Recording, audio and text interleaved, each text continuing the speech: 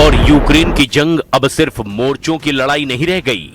अब हर दिन किसी न किसी शहर का आसमान आग उगल रहा है।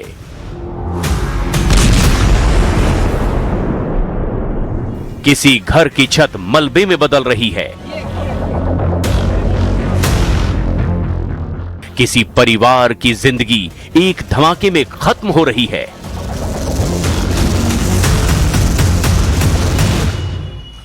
न यूक्रेन सरेंडर को तैयार है, न मॉस्को शांति की बात करना चाहता है।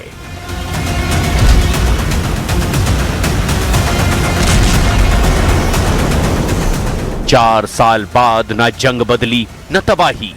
एक तस्वीर यूक्रेन के जापोरेजिया की है, जिसे रूस ने एक बार फिर जलाना शुरू कर दिया है। दूसरी तस्वीर मॉस्को से 200 किलोमीटर दूर व्लादिमीर इलाके की है, जहां यूक्रेन ने ड्रोन हमले में रूस के सबसे बड़े वेयरहाउस को उड़ा दिया है।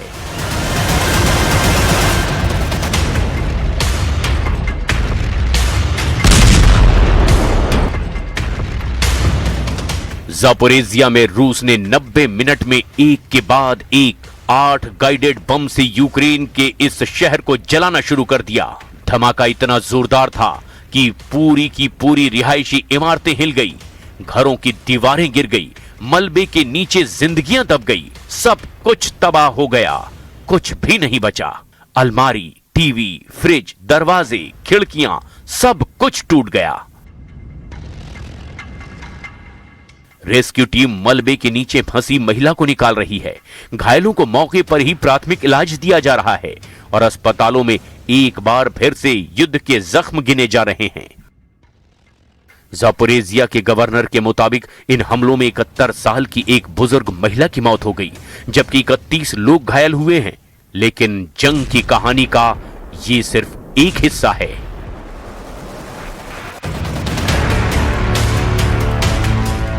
क्यू पोस्ट की खबर में दावा किया गया कि ट्रंप की शांति वार्ता की कोशिशों के बावजूद रूस ने अभी तक शांति के कोई संकेत नहीं दिए। क्रेमलिन के ताजा बयान बताते हैं कि रूस युद्ध को और बढ़ाने के बारे में सोच रहा है।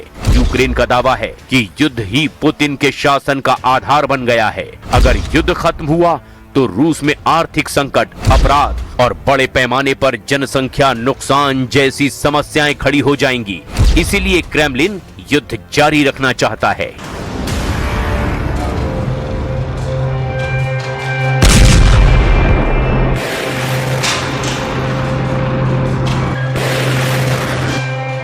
यूक्रेन के वॉर एक्सपर्ट्स का दावा है कि पुतिन के शासन को मजबूत रखने के लिए युद्ध एक जरिया बन गया है। क्रेमलिन लोगों को युद्ध में इतना डुबा देना चाहता है कि वो इससे बाहर ही ना निकल पाएं। रूस के हमलों के बीच यूक्रेन ने भी रूस के भीतर ऐसा पलटवार किया जिसने इस युद्ध का रुख बदलने की नई बहस छेड़ दी है। रूस की सबसे बड़ी ऑनलाइन रिटेल कंपनी वाइल्डबेरीज ने ताजा बयान जारी करके दावा किया कि व्लादिमीर इलाके में उसके एक बड़े वेयरहाउस पर यूक्रेन के ड्रोन हमले के बाद भीषण आग लग गई और वेयरहाउस से उठता हुआ धुआं चारों तरफ फैल गया।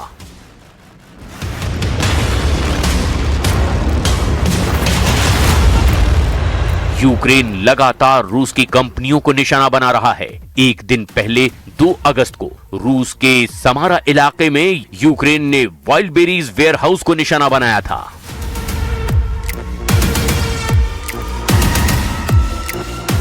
इससे पहले यूक्रेन ने सेंट पीटर्सबर्ग और लेनिनग्राद इलाके में वाइल्डबेरीज के 2 गोदामों को उड़ा दिया था। एक महीने में यूक्रेन ने अलग अलग इलाकों में कई बार रूस की सबसे बड़ी रिटेल कंपनी के गोदामों को जला दिया है। यूक्रेन मॉस्को के हमलों का जवाब रूस के अंदर तक घुस कर दे रहा है।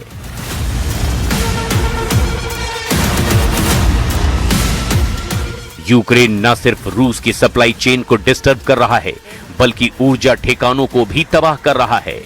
वोल्गोग्राद इलाके में यूक्रेन ने रूस के एक एनर्जी फैसिलिटी पर ड्रोन अटैक किया।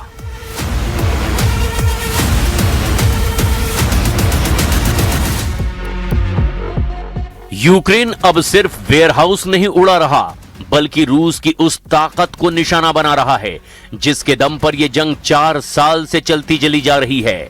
Oil refinery, oil pumping station, airbase, fuel depot और सैन्य रडार, यूक्रेन एक एक करके रूस के उन ठिकानों पर हमला कर रहा है जो रूसी सेना की लाइफलाइन माने जाते हैं।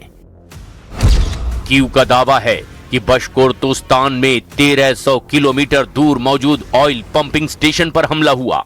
उलियानोव्स्की मिनी ऑयल रिफाइनरी में आग लगी। कालुगा की ऊर्जा फैसिलिटी भी निशाने पर रही, जबकि कब्जे वाले क्रीमिया में बेलबेक एयरबेस और साकी एयरबेस पर भी ड्रोन स्ट्राइक की गई।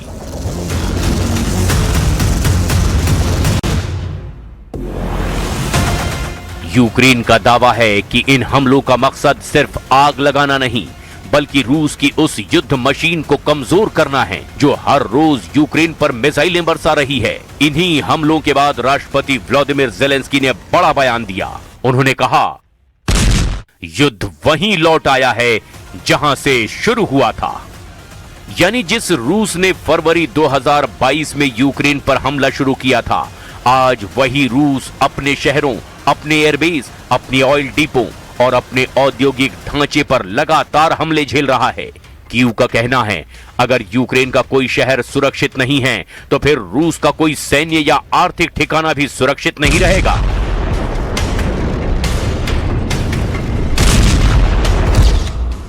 रूस के भीतर लंबी दूरी के ड्रोन हमले, तेल और ऊर्जा नेटवर्क पर वार, सप्लाई चेन को बाधित करना मकसद, एयरबेस और रडार सिस्टम को नुकसान। युद्ध की कीमत रूस के अंदर तबाही बढ़ाना है। लेकिन यूक्रेन की इस नई रणनीति ने क्रेमलिन को और ज्यादा आक्रामक बना दिया है। हर यूक्रेनी ड्रोन हमले के बाद पहले से ज्यादा मिसाइलें दागी जा रही है।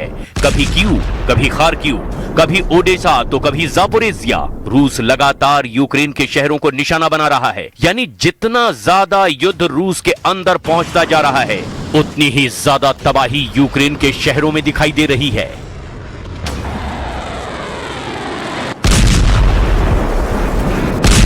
अमेरिकी राष्ट्रपति डोनाल्ड ट्रंप रूस और यूक्रेन के बीच सीज फायर की कोशिश कर रहे हैं, लेकिन हमले लगातार बढ़ते जा रहे हैं। रूस पीछे हटने को तैयार नहीं, यूक्रेन झुकने को तैयार नहीं। यानी शांति की बातचीत अपनी जगह है, लेकिन जमीन पर युद्ध पहले से ज्यादा खतरनाक हो चुका है। अब सबसे बड़ा सवाल यही है, क्या रूस के भीतर बढ़ते यूक्रेनी हमले क्रेमलिन को बातचीत की मेज पर ला पाएंगे, या फिर पुतिन इसके जवाब में यूक्रेन पर पहले से भी बड़ा हमला करेंगे?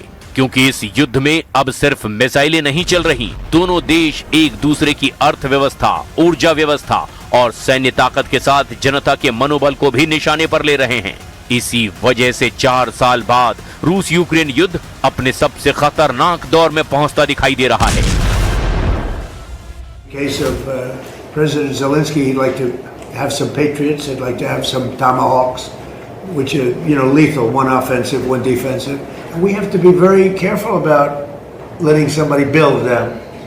It's very important now. We are building many plants now to make those, and the Tomahawk missile is the most incredible thing. It can go into a doorway, you can put it through a window of a house. Nobody's ever seen anything like it. You have to be very judicious, but you have to be very careful. Now, we have not agreed to that. We're talking about it. उधर Trump कह रहे हैं, Ukraine patriot और Tomahawk जैसी घातक मिसाइलें चाहता है, लेकिन अमेरिका अब भी इस पर फैसला लेने से बच रहा है, क्योंकि वॉशिंगटन जानता है ऐसी तकनीक सिर्फ युद्ध का संतुलन ही नहीं बदलती, बल्कि पूरी दुनिया की सुरक्षा व्यवस्था को भी प्रभावित कर सकती है। लेकिन सवाल ये है कि अगर यूक्रेन को और ताकतवर हथियार मिलते हैं तो क्या रूस के भीतर हमले और गहरे होंगे? और अगर ऐसा हुआ तो क्या पुतिन भी जवाब में यूक्रेन पर पहले से कहीं ज्यादा विनाशकारी हमला करेंगे?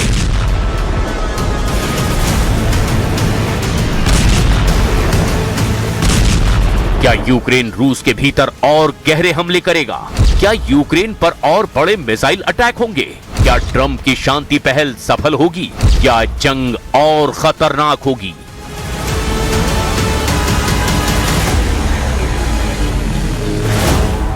4 साल पहले युद्ध यूक्रेन की सरजमी पर शुरू हुआ था। आज वही युद्ध रूस के शहरों, रूस की ऑयल रिफाइनरियों, रूस की एयरबेस और रूस की अर्थव्यवस्था तक पहुंच चुका है।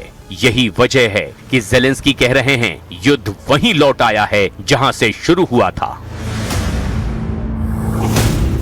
लेकिन इस वापसी के साथ एक और सच्चाई भी सामने है। युद्ध जितना रूस के भीतर जाएगा उतनी ही ज्यादा तबाही यूक्रेन के शहरों में लौट कर आएगी। यानी अब जंग में ना कोई पूरी तरह सुरक्षित है, ना कोई पीछे हटने को तैयार है और ना ही फिलहाल शांति की कोई साफ राह दिखाई दे रही है। अब निशाने पर शहर हैं, उद्योग हैं, ऊर्जा है और पूरी अर्थव्यवस्था है। ऐसे में सबसे बड़ा सवाल यही है, क्या युद्ध यहीं रुकेगा या अब यूरोप एक और बड़े सैन्य टकराव की ओर बढ़ता चला जाएगा?